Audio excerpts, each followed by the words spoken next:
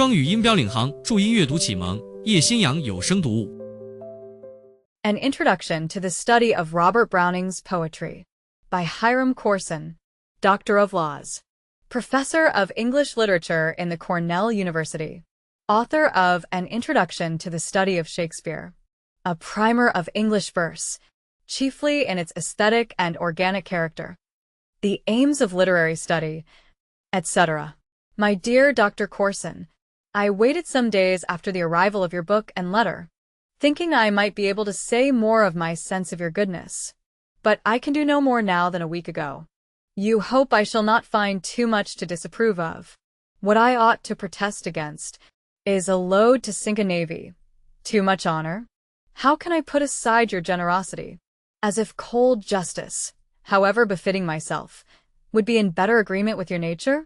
Let it remain as an assurance to younger poets that, after 50 years' work unattended by any conspicuous recognition, an overpayment may be made, if there be such another munificent appreciator as I have been privileged to find, in which case let them, even if more deserving, be equally grateful. I have not observed anything in need of correction in the notes. The little tablet was a famous Last Supper, mentioned by Vasari, page .232, and gone astray long ago from the Church of S. Spirito.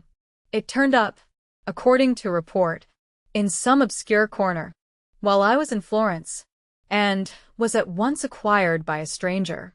I saw it, genuine or no, a work of great beauty. Page 156. A canon, in music, is a piece wherein the subject is repeated, in various keys, and being strictly obeyed in the repetition, becomes the canon, the imperative law, to what follows. 50 of such parts would be indeed a notable peal.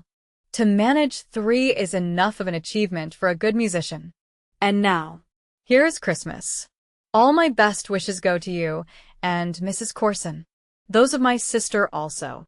She was indeed suffering from grave indisposition in the summer, but is happily recovered.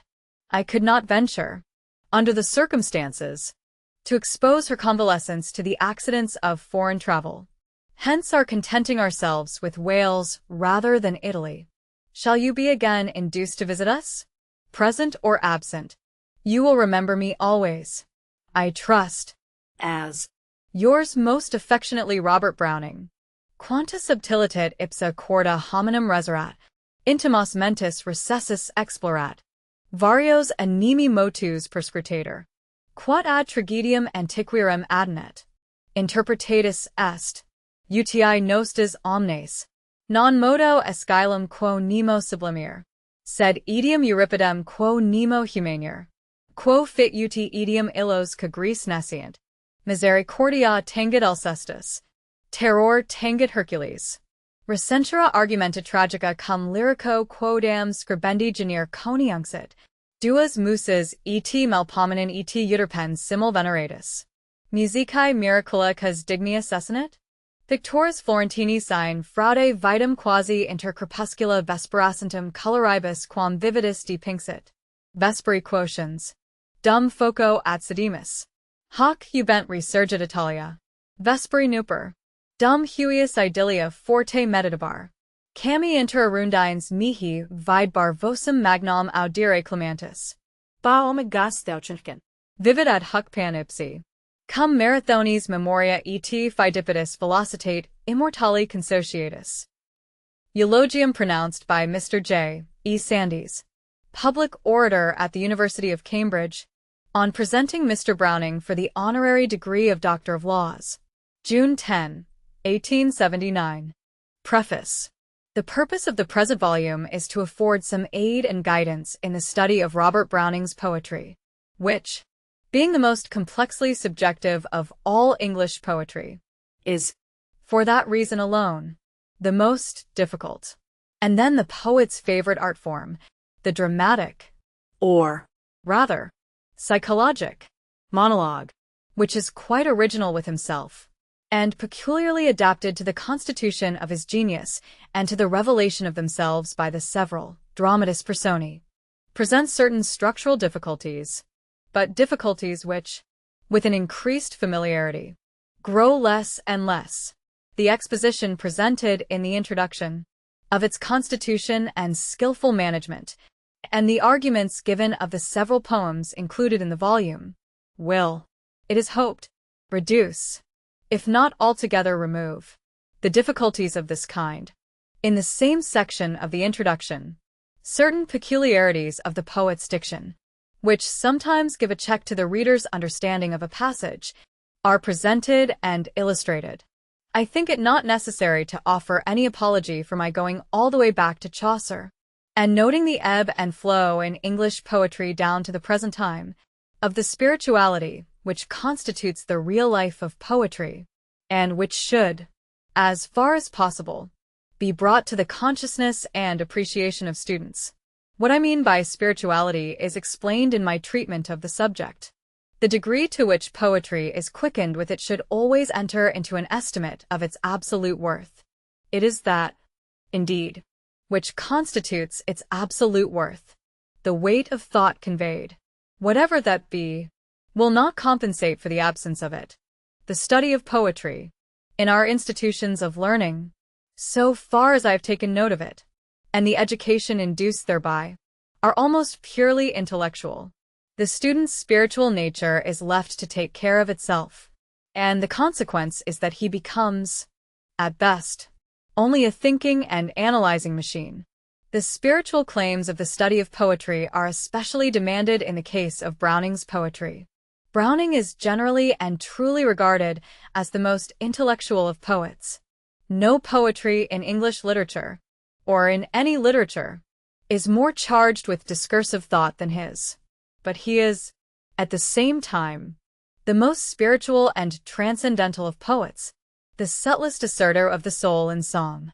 His thought is never an end to itself, but is always subservient to an ulterior spiritual end, always directed towards a presentment of the correspondency of the universe to deity, of the natural to the spiritual, and of the actual to the ideal. And it is all important that students should be awakened and made, as far as possible, responsive to this spiritual end. The sections of the introduction on personality and art were read before the Browning Society of London in June 1882. I have seen no reason for changing or modifying, in any respect, the views therein expressed. The idea of personality as a quickening, regenerating power, and the idea of art as an intermediate agency of personality are, perhaps, the most reiterated implicitly, not explicitly, in Browning's poetry, and lead up to the dominant idea of Christianity, the idea of a divine personality, the idea that the soul, to use an expression from his earliest poem, Pauline, must rest beneath some better essence than itself in weakness. The notes to the poems will be found, I trust, to cover all points and features of the text which require explanation and elucidation. I have not, at any rate, wittingly passed by any real difficulties. Whether my explanations and interpretations will in all cases be acceptable, remains to be seen. Hiram Corson, Cascadilla Cottage, Ithaca, New York, September, 1886. Note to the second edition. In this edition, several errors of the first have been corrected. For the notes on 50-part canon, page 156, and a certain precious little tablet, page 232, I am indebted to Mr. Browning. H.C. Note to the third edition. In this edition have been added A Death in the Desert, with argument, notes, and commentary, a facsimile of a letter from the poet, and a portrait copied from a photograph, the last taken of him, which he gave me when visiting him in Venice, a month before his death. It may be of interest, and of some value, to many students of Browning's poetry, to know a reply he made.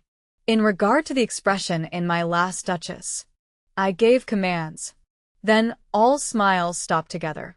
We were walking up and down the great hall of the Palazzo Rezzonico, when, in the course of what I was telling him about the study of his works in the United States, I alluded to the divided opinion as to the meaning of the above expression in my last Duchess. some understanding that the commands were to put the Duchess to death, and others, as I have explained the expression on page 87 of this volume, last paragraph. He made no reply, for a moment, and then said, meditatively, "Yes, I meant that the commands were that she should be put to death." And then, after a pause, he added, with a characteristic dash of expression, and as if the thought had just started in his mind, or he might have had her shut up in a convent. This was to me very significant. When he wrote the expression, "I gave commands," etc., he may not have thought definitely what the commands were. More than that, they put a stop to the smiles of the sweet Duchess, which provoked the contemptible jealousy of the Duke. This was all his art purpose required, and his mind did not go beyond it. I thought how many vain discussions take place in Browning clubs about little points which are outside of the range of the artistic motive of a composition, and how many minds are occupied with anything and everything under the sun, except the one thing needful, the artistic or spiritual motive. The result being, as if one should be ignorant of nothing concerning the scent of violets, except the scent itself. H.C. Contents. Preface. Introduction. The spiritual ebb and flow exhibited in English poetry from Chaucer to Tennyson and Browning. This section contains Browning's popularity and many excerpts. 2. The idea of personality and of art as an intermediate agency of personality, as embodied in Browning's poetry. 3. Mr. Browning's obscurity. This section contains Browning's My Last Duchess. 4. Browning's verse. v. Arguments of the poems. Wanting is, what? My star. The Flight of the Duchess. The Last Ride Together. By the Fireside. Prospice. Amphibian. James Lee's Wife. A Tale. Confessions. Respectability. Home Thoughts from Abroad. Home Thoughts from the Sea. Old Pictures in Florence. Pictor Ignotus. Andrea del Sarto. Fra Lippo Lippi. A Face. The Bishop Orders His Tomb. A Toccata of Galluppi's. Abt Folkler. Touch Him Ne'er So Lightly, etc. Memorabilia. How It Strikes a Contemporary. Transcendentalism. Apparent Failure. Rabbi Ben Ezra. A Grammarian's Funeral. An epistle containing the strange medical experience of Karshish, the Arab physician. A Martyr's Epitaph. Soliloquy of the Spanish Cloister. Holy Cross Day. Saul. A Death in the Desert. Poems. Wanting is, what? My Star. The Flight of the Duchess. The Last Ride Together. By the Fireside. Prospice. Amphibian. James Lee's Wife. A Tale. Confessions. Respectability. Home Thoughts. From Abroad. Home Thoughts. From the Sea. Old Pictures in Florence. Pictor Ignotus. Andrea del Sarto. Fra Lippo Lippi. A Face. The Bishop Orders His Tomb. A Toccata of Galluppi's. Abt Folkler. Touch Him Ne'er So Lightly. Memorabilia. How It Strikes a Contemporary. Transcendentalism. Apparent Failure. Rabbi Ben Ezra. A Grammarian's Funeral. An epistle containing the strange medical experience of Karshish, the Arab physician. A Martyr's Epitaph. Soliloquy of the Spanish Cloister. Holy Cross Day. Saul. A Death in the Desert. A list of criticisms of Browning's works. Introduction. The spiritual ebb and flow exhibited in English poetry from Chaucer to Tennyson and Browning. Literature, in its most restricted art sense, is an expression in letters of the life of the spirit of man cooperating with the intellect. Without the cooperation of the spiritual man, the intellect produces only thought, and pure thought, whatever be the subject with which it deals, is not regarded as literature in its strict sense. For example, Euclid's Elements, Newton's Principia, Spinoza's Ethica, and Kant's Critique of the Pure Reason do not properly belong to literature. By the spiritual, I would be understood to mean the whole domain of the emotional, the susceptible or impressible, the sympathetic, the intuitive, in short, that mysterious something in the constitution of man by and through which he holds relationship with the essential spirit of things, as opposed to the phenomenal of which the senses take cognizance. The term literature is sometimes extended in meaning, and it may be so extended to include all that has been committed to letters, on all subjects. There is no objection to such extension in ordinary speech, no more than there is to that of the signification of the word beauty to what is purely abstract.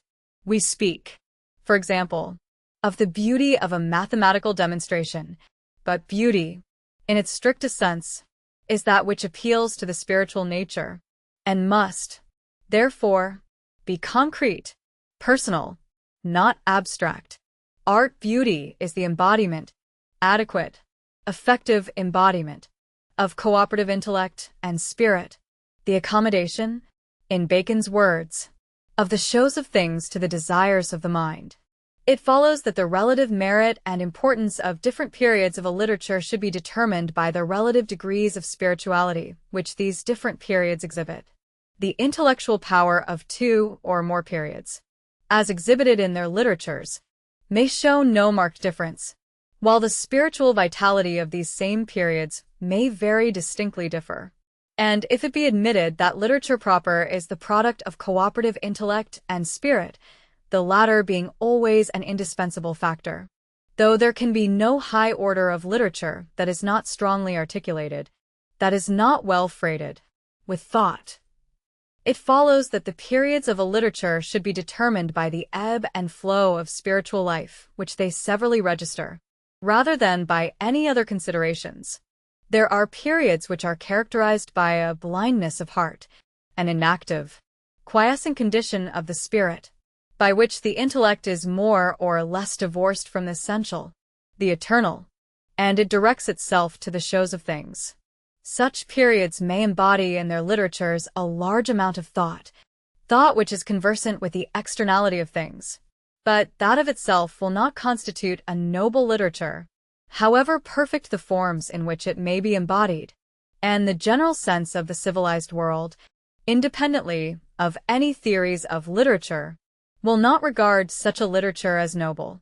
It is made up of what must be, in time, superseded. It has not a sufficiently large element of the essential, the eternal, which can be reached only through the assimilating life of the spirit.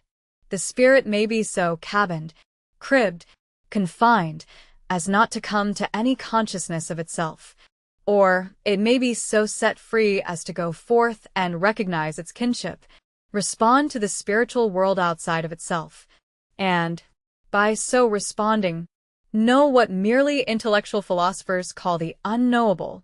To turn now to the line of English poets who may be said to have passed the torch of spiritual life, from lifted hand to hand, along the generations. And first is the morning star of song, who made his music heard below, Dan Chaucer, the first warbler, whose sweet breath prelude those melodious bursts that fill the spacious times of great Elizabeth with sounds that echo still. Chaucer exhibits, in a high degree, this life of the spirit, and it is the secret of the charm which his poetry possesses for us after a lapse of 500 years. It vitalizes, warms, fuses, and imparts a lightsomeness to his verse. It creeps and kindles beneath the tissues of his thought.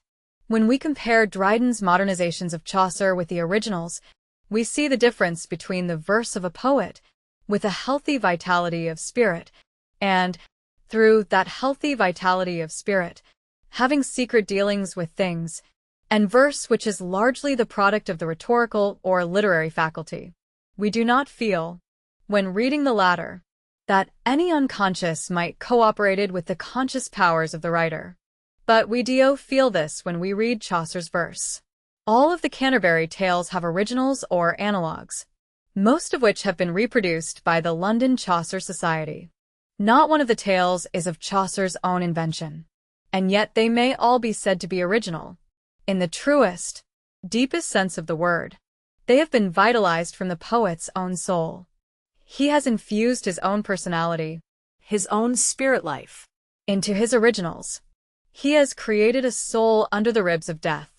It is this infused vitality which will constitute the charm of the Canterbury Tales for all generations of English-speaking and English-reading people. This life of the spirit, of which I am speaking, as distinguished from the intellect, is felt, though much less distinctly, in a contemporary work, The Vision of William concerning Piers the Plowman, what the author calls kind wit, that is, natural intelligence, has, generally, the ascendancy. We meet, however, with powerful passages, wherein the thoughts are aglow with the warmth from the writer's inner spirit. He shows at times the moral indignation of a Hebrew prophet, the Confessio Amantis of John Gower, another contemporary work, exhibits comparatively little of the life of the spirit, either in its verse or in its thought. The thought rarely passes the limit of natural intelligence. The stories, which the poet drew from the Gesta Romanorum and numerous other sources, can hardly be said to have been born again. The verse is smooth and fluent, but the reader feels it to be the product of literary skill. It wants what can be imparted only by an unconscious might back of the consciously active and trained powers. It is this unconscious might which John Keats, in his Sleep and Poetry, speaks of as might half slumbering on its own right arm, and which every reader, with the requisite susceptibility, can always detect in the verse of a true poet. In the interval between Chaucer and Spenser, this life of the spirit is not distinctly marked in any of its authors, not excepting even Henry Howard, Earl of Surrey, whose sad fate gave a factitious interest to his writings. It is more noticeable in Thomas Sackville, Lord Buckhurst's induction to the Mirror for Magistrates, which,